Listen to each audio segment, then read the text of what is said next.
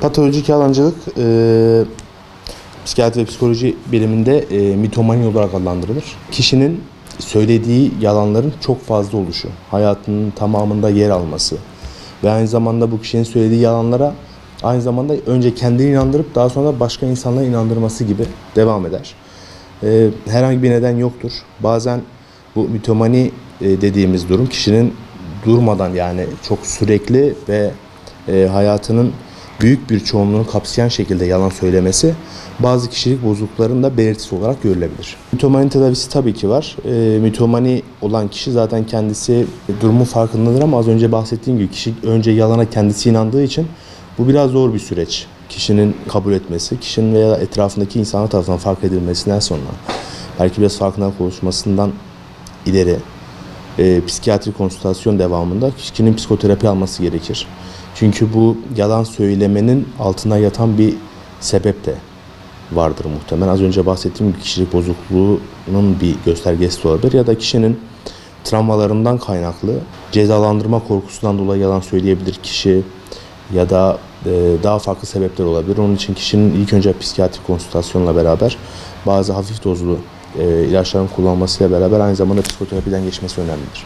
Ebeveynlerin ve öğretmenlerin eğer bir öğrencilerinin ya da bir çocuğun çok fazla yalan söylemesiyle beraber eğer bunu fark ediyorlarsa, bu yalanları eğer kendileri kişinin, yani çocuğun hayatına çok fazla bir yer kapladığını fark etmişlerse eğer kesinlikle bir uzman görüşü almaları gerekiyordur. Çünkü mitomani dediğimiz hastalık yetişkinlerde daha farklı ama çocuklarda çok daha farklı ilerleyen bir süreç.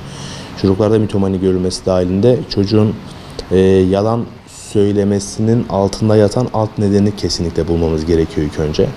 Alt nedeni bulduktan sonra bunun bir travmaya bağlı olup olmadığını ya da çocuğun nasıl bir sosyal çevrede ya da nasıl bir aile ortamında büyüdüğü çok önemli bizim için.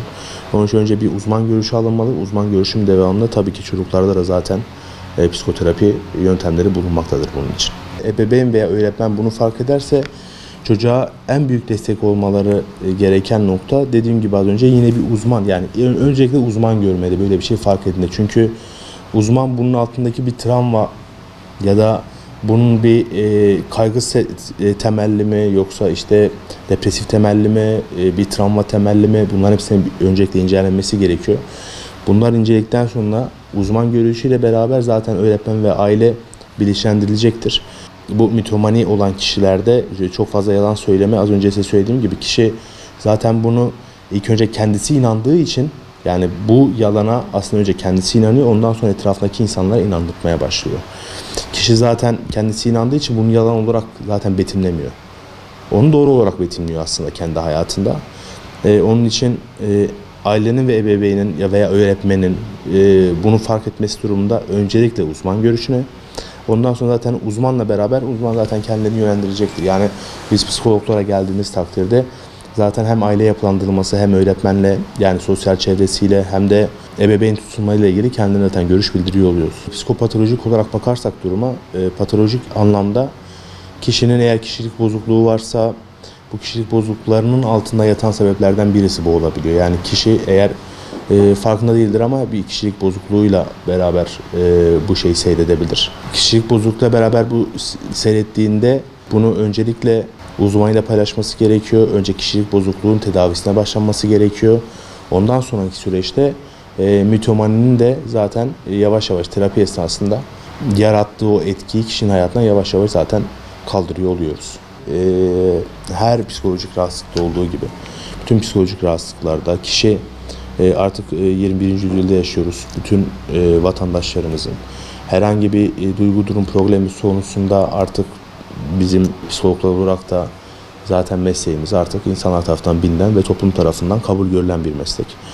Belki geçmiş yıllarda bu çok fazla değildi ama yani bu 20. yüzyılda artık gayet fazla ve insanlar herhangi bir sorun yaşadığında etrafında veya kendisinde uzmana danışmaktan hiçbir zaman kaygı duymasınlar. Uzmanlara danışın ve uzmanlar zaten sizi doğru bir şekilde yönlendiriyor olacaktır.